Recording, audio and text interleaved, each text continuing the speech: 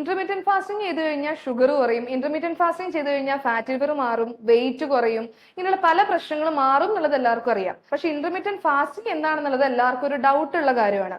എന്ന് പറഞ്ഞാൽ ഏകദേശം ഒരു ദിവസത്തിൽ 24 മണിക്കൂറിൽ ഒരു 8 മണിക്കൂർ നമ്മൾ ഭക്ഷണം കഴിക്കാനായിട്ട് അതിനിടയ്ക്കുള്ള സമയത്ത് ഭക്ഷണം കഴിക്കുന്നു.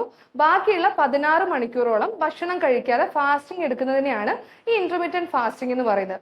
ഈ ഇന്റർമീഡിയറ്റ് ഫാസ്റ്റിംഗ് ചെയ്യാനായിട്ട് ഏറ്റവും നല്ലൊരു സമയം എന്നുള്ളത് രാത്രി സമയത്ത് ചെയ്യുന്നതായിരിക്കും. വൈകുന്നേരം ഒരു 6 മണിയോട് കൂടി നമ്മൾ ഡിന്നർ കഴിക്കുന്നു.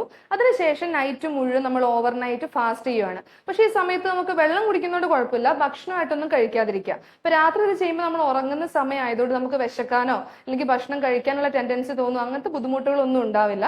ഇപ്പൊ രാത്രി മുഴുവൻ നമ്മൾ ഭക്ഷണം കഴിക്കാതിരുന്ന് പിറ്റേ ദിവസം രാവിലെ എഴുന്നേറ്റ് കുറച്ച് വെള്ളം കുടിക്കാം. എന്നിട്ട് ബ്രേക്ക്ഫാസ്റ്റ് ഏകദേശം ഒരു 9 മണി 10 മണിയോട് കൂടിയാണ് നമ്മൾ ഭക്ഷണം കഴിക്കുന്നത്. അതിനുശേഷം ലഞ്ച് നോർമലായിട്ട് എടുക്കാം.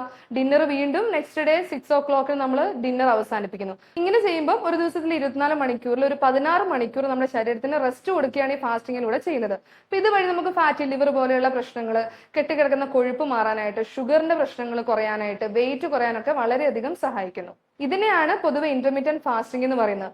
ഇങ്ങനെ ചെയ്യുമ്പോഴാണ് നമ്മുടെ ശരീരത്തിൽ കെട്ടിക്കിടക്കുന്ന കൊഴുപ്പ് മാറാൻ, ഫാറ്റ് ലിവർ കുറയാനായിട്ട്, ഷുഗറിന്റെ പ്രശ്നങ്ങൾ കുറയാനായിട്ട്, വെയിറ്റ് കുറയാനൊക്കെ ഇന്റർമീഡിയറ്റ് ഫാസ്റ്റിംഗ് സഹായിക്കുന്നത്.